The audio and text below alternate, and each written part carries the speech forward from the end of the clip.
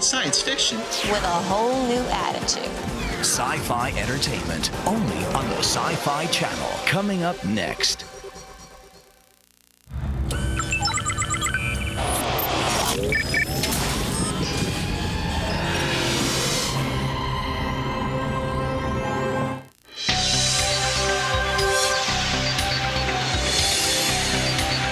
The teen horror revival continues. We've got the latest. I can't go home. When I get there, they're waiting for me. The X-Files Cancer Man, William B. Davis, reveals his true identity. Plus, Amanda Finch has some suggestions for the writers of TV's top sci-fi shows. The spaciest automobiles ever built, Watchmen creator Alan Moore, and even more.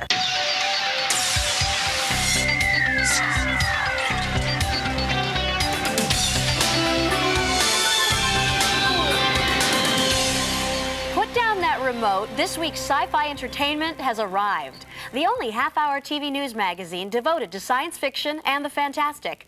I'm Chase Masterson. And I'm Scott Nance. One of my favorite X-Files characters is the very much alive Cancer Man.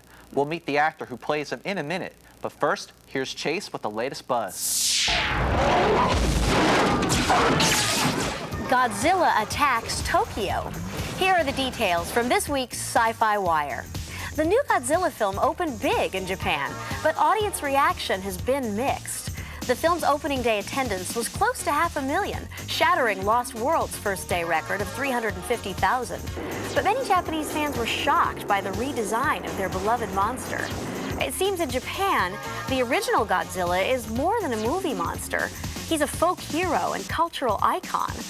Still, at $13 a ticket, the film is sure to make plenty of yen in Godzilla's homeland. Background and action. Oscar-winning director and sci-fi aficionado James Cameron says he hopes to make a movie about building the new International Space Station. Cameron has already approached NASA for their blessing, but has yet to get a response. The first module of the new station is set to launch in November. The Hitchhiker's Guide to the Galaxy, a sort of electronic book. Tells you everything you want to know. Douglas Adams' humorous sci-fi novel, The Hitchhiker's Guide to the Galaxy, is heading for the big screen. Adams is currently scripting the film with director Jay Roach, best known for his hit film Austin Powers. The pair expects to finish the script soon, with pre-production beginning in early '99 for a summer 2000 release. Stay on top of all the latest sci-fi news by checking the online Sci-Fi Wire. Just point your browser to www.scifi.com. Now, I think summer is the best time of the year, with big sci-fi movies opening each month. But our commentator, Amanda Finch, has been looking forward to the fall when the sci-fi TV series return. She's both excited and concerned. This time of year, I find myself all a-twitter. There's an extra spring in my step and a song on my lips. Yep, you guessed it. The new fall TV season is almost here. Of course, by November, I'll probably have endured a couple of episodes of Shannon Doherty's new teenage witch show, Charmed, not to mention accidentally watching a few episodes of Earth Final Conflict. By then, I'm sure I'll be back to my old cynical self. But for now, at least, let's consider me a television optimist. Nothing has reinforced my faith in TV land lately like Buffy the Vampire Slayer. This show gracefully walks the fine line between campy and cool. Season 2 had a cliffhanger literally from hell, leaving Angel down under, where things could get even hotter for the troubled vampire with a rumored spin-off series in the works. Star Trek Voyager is getting yet another facelift. On screen. This year they're really going home, apparently to become Star Trek The Next Generation. You can expect to see even more of 36, 26, 37 of 9 since the beautiful Jerry Ryan did so much for the ratings last season. And Voyager's oft-forgotten older sister, Deep Space Nine, heads into its 7th and final season. A cliffhanger left us with the death of Dax and the exodus of Sisko, so expect one heck of a swan song. And check out the new Sliders. This Lost in Place series has benefited from the move to the Sci-Fi Channel, abandoning the lame movie ripoff of the weak plots such as Twister World and Island of Dr. Moreau World in favor of real sci-fi. New series set to both delight and punish us include a remake of Fantasy Island, starring Malcolm McDowell. Welcome to Fantasy Island. And the horrific Hollyweird from the bizarre pairing of Wes Craven and Sean Cassidy. Speaking of weird, there's the new syndicated... Wait, let me regain my composure. The Crow, Stairway to Heaven. Highlander will spin off a new series with an immortal chick swinging her sword. Maybe they'll call it Highlander Warrior Princess. And someone, somewhere, allowed Mortal Kombat to become a TV series. I'm getting more cynical as we speak. Are there no new ideas? We're on our 4th Star Trek series, remaking Fantasy Island, Mortal Kombat, The Crow, and now Highlander, already a movie remake, is ripping off Xena, and we've got 2 shows on the air about teenage witches. What's next? Buffy the Vampire Princess? Deep Space 90210? I'm Amanda Finch, and I'm going to read a book. Thanks, Amanda. Now, Scott, I bet you're looking forward to new episodes of The X-Files. Oh, absolutely. It's absolutely my favorite show on television now. Now, the movie didn't really solve any major mysteries for me, just kind of whet my appetite for more of the TV show. I actually got a chance to talk with William B. Davis at an X-Files convention this summer. After cutting through the smoke screen, I found a fascinating actor. I'm in the game because I believe what I'm doing is right. If people were to know of the things that I know, it would all fall apart. Since episode 1, William B. Davis has been looming in the shadows as the infamous cigarette smoking man. Then last year, viewers were led to believe the character had been killed. But as we all know, nothing is quite what it seems in the world of the X-Files. You just don't know what's going to come out of Chris Carter's brain. I mean, we laugh. We say he spent too much time in the sun when he was surfing, and he said he spent too much time getting water up his system, but whatever. It's done something very strange to his brain. So something always comes out different than you would ever expect, which is terrific. There are complications. Mulder saw one of the infected bodies that we destroyed in Dallas. While the X-Files movie continues to put forth theories on alien invasions, Davis has his own belief on the subject. Well, I won't say I never did. When I was in grade 10, I think I did believe in flying saucers, as we called them then, and actually I won awards in public speaking contests arguing in favor of the existence of flying saucers. But as I became older and wiser, I haven't. And you know, the onus of proof in a way is really on the people who say it exists, not the people who say it doesn't. When he's not involved with alien discussions on or off screen, Davis can often be found donning a wetsuit. The 60-year-old actor is a champion water skier. I've been doing it for a lot of years, and it's kind of what one does, you know. It also, you know, also keeps me in shape and all that kind of stuff, or I keep in shape in order to be able to do that, which is great, and it defies age in a way, you know. I mean, you know, I compete against people in their 70s, you know, who still ski really well. I may have located the digital tape that you're looking for. You may have located it. Yes, so there's a great chance it may fall into the hands of people who might use it for purposes not your own. You want to work a deal? Is that what this is? Davis has been acting since age 11 and is a longtime TV veteran. However, it's only recently through his exposure on X-Files that viewers recognize him in public. The ones who talk to me are all quite clear of the difference between the actor and the character, you know. And so all my, without exception, my contact with fans on the street or wherever has been pleasant, and you know, they've all been respectful, and you know, so that's been. But you know, there's something that's maybe surprising to you and surprising to me. There are actually people out there who don't watch the show. That is surprising. And they don't know who I am. They think I'm just an ordinary person. It's very odd.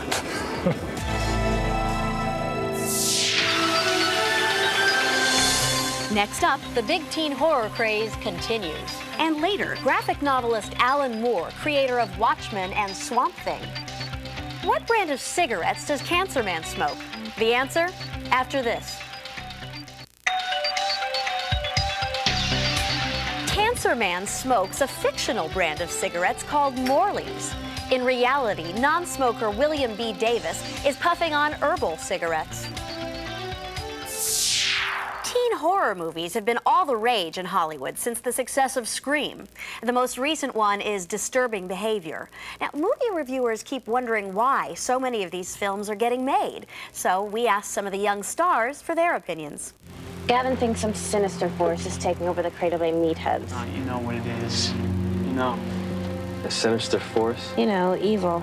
Nowhere to turn, nowhere to trust, altogether ooky. Katie Holmes, the young star of TV's Dawson's Creek, makes her horror debut in Disturbing Behavior. Well, I think the new influx of teenage films are so popular because they're just, they're not condescending to the audience.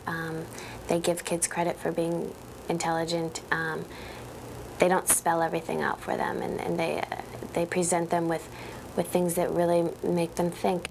Those involved with Disturbing Behavior hope to take elements that were successful in Scream, but create a movie that will stand on its own. I know I'm not supposed to be doing this. It's bad. Wrong. Bad. No, it's not bad.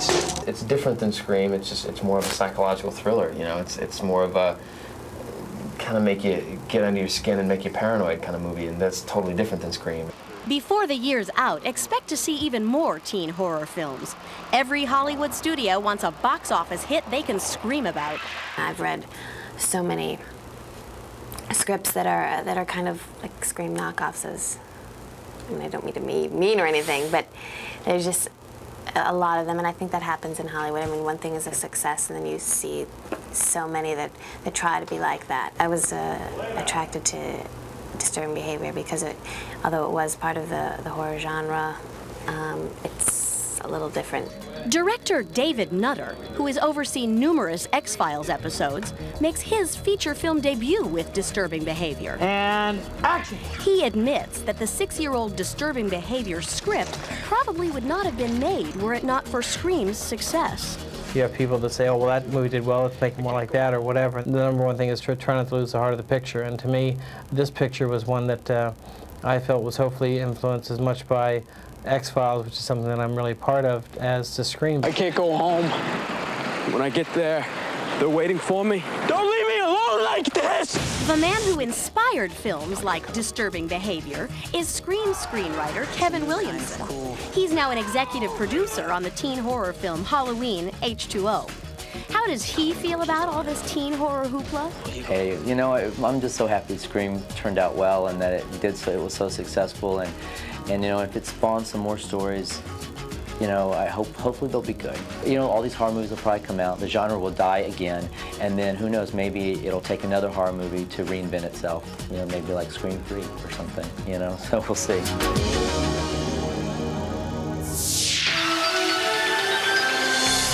Coming up, some amazing fantasy dream cars. And a Godzilla fan shows us his monstrous collection. Be sure to log on to the Dominion and check out these cyber events. Enter the Dominion at www.scifi.com.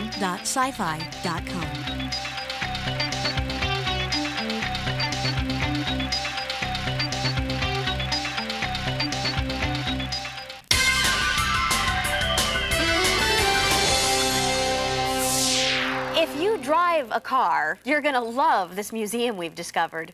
I had the opportunity to get up close and personal with some of the spaciest autos ever built.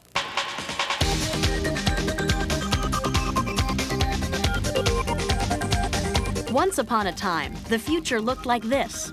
These are dream cars, handmade prototypes built mostly in the 1950s.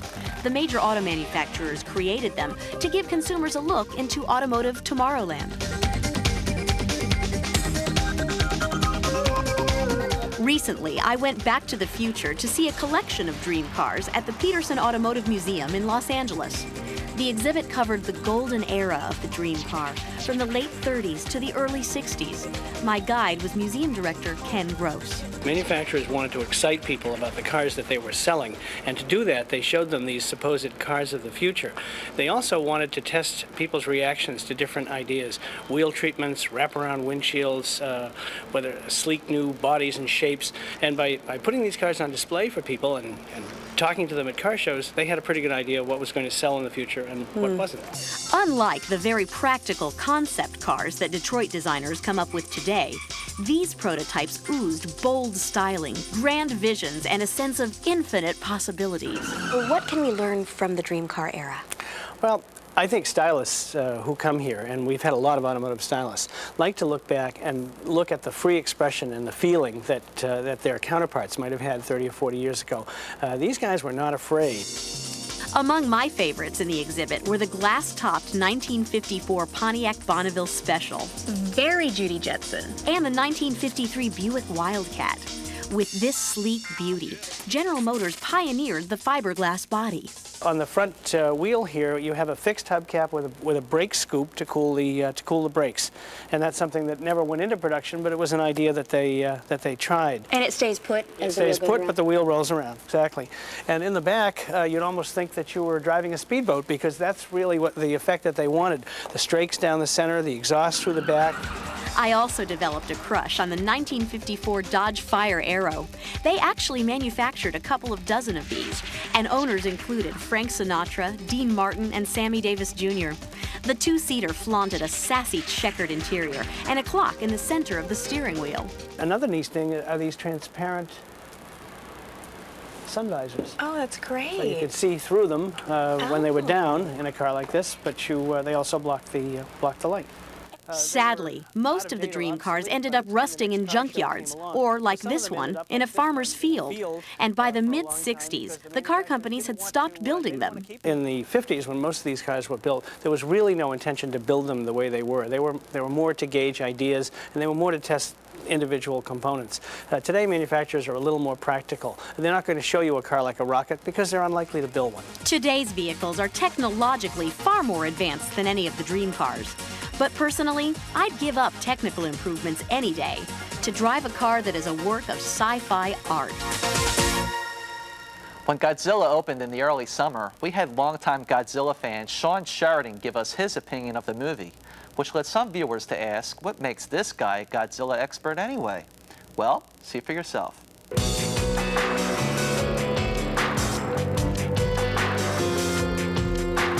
I collect sci-fi toys, action figures, but the main part of my collection is Godzilla toys. I collect all the different versions of Godzilla, all his rivals and allies, as well as lots of other Japanese monsters. In addition to Godzilla toys, I also collect the movies on tape. I have every single Godzilla film on video.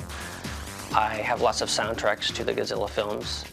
I have a Godzilla lighter, a Godzilla toothbrush holder, a Godzilla soap dish, and a Godzilla keychain.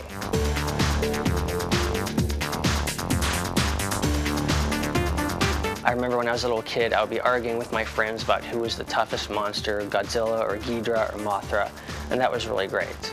Kind of like the way the Star Trek mythology is very big and you have lots of fans. Same thing with the Godzilla films.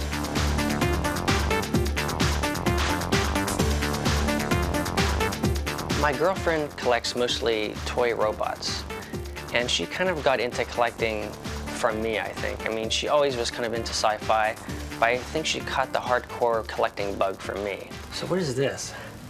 This is a Godzilla bank. One of these sources for my collecting is a place called Time Travelers in Culver City, California, which is an antique toy mall. There are not really many places around in America that you can just go into a store and get Godzilla figures. You have to go to conventions or mail orders or internet sites. So for the real true Godzilla fan, they really have to kind of work hard at finding the really good stuff, and that's kind of part of the fun. I always thought when I was young that Godzilla was more than just a special effect. He was a real character. He was the character in the movies. He was the most interesting thing about the movie. He was very kind of ambiguous. He was kind of scary, but also kind of really cool at the same time.